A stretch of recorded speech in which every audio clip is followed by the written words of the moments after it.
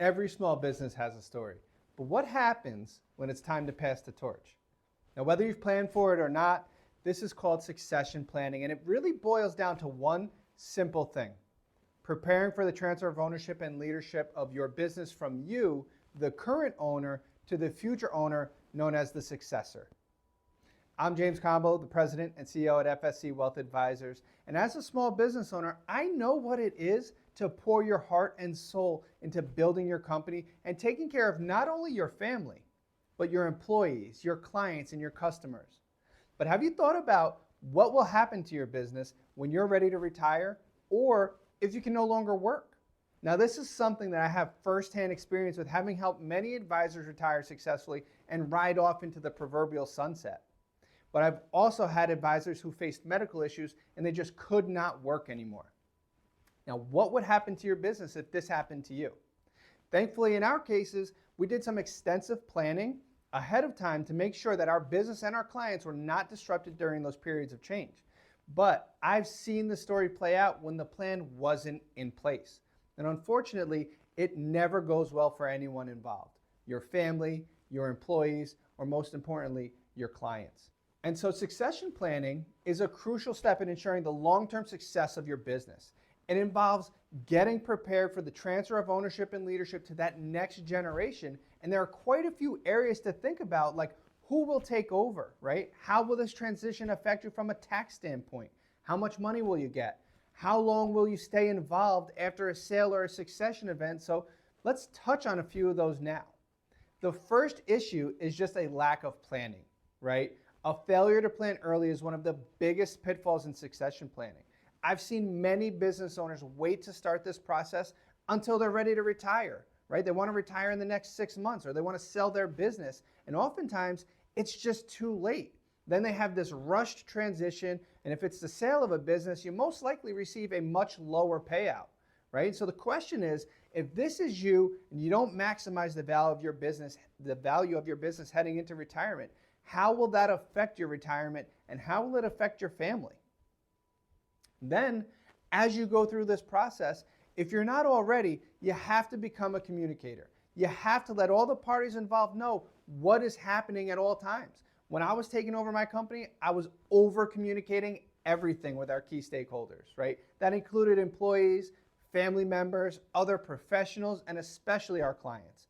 I wanted everyone to know where I stood, where they stood, and where we were going as a business. The other big opportunity that planning early allows for is identifying those potential leaders or potential buyers, whether they're already inside your business or not, right? Time is your friend in finding that next generation of talent. The second big pitfall that I see when helping business owners plan for their exit is a lack of financial planning. So firstly, you want to understand the fair market value of your business, because it's only worth what someone will pay for it. Now, this is where you have to be completely honest with yourself and ask if your business is due diligence ready. And what I mean by that is it solely dependent on you, right? Will the wheels fall off if you're no longer there? Do you have a growth strategy that's both predictable and profitable? Are your main processes documented? Things like your systems, your top customers or clients, any professionals or partners that you work with, right? All of your employees. Can somebody walk in off the street with nothing but your handbook, those documents that you put together for your processes, and would they be able to run your business? Now, having the correct answer to those questions can really maximize the value of your business and open the door to many more potential successors or buyers. And once you understand what your business is worth, now you can start to plan for any tax issues that you might have. There are things like the capital gains exemption, right? Estate and gift tax planning. And usually with enough time, there's a ton of ways to minimize taxes with the different planning techniques that are available today, especially if you're charitably inclined, right? But the idea is, how do we get the most value out of your business? But due to the complexities surrounding taxes, I highly advise that you work with a tax advisor like us to help you navigate those waters properly.